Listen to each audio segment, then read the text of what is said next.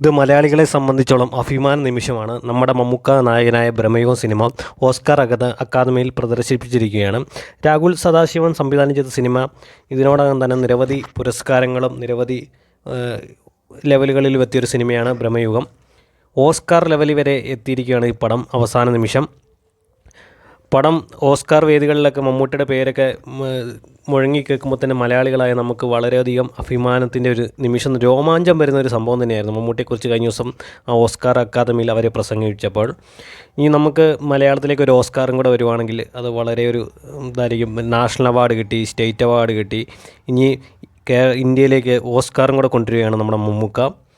അറിയാമല്ലോ, മമ്മൂട്ടിയാണ്, ആ ലെവലാണ് പുള്ളി. ഇപ്പോൾ പ്രായം കൂടുന്തോറും ഈ വീഞ്ഞു പോലെയാണ് മമ്മൂക്ക. പഴകുന്തോറും വീര്യം കൂടുന്ന പോലെയാണ്, പ്രായം കൂടുന്തോറും പുള്ളിക്ക് ആ ഒരു വീറ് കൂടിക്കൊണ്ടിരിക്കുകയാണ്.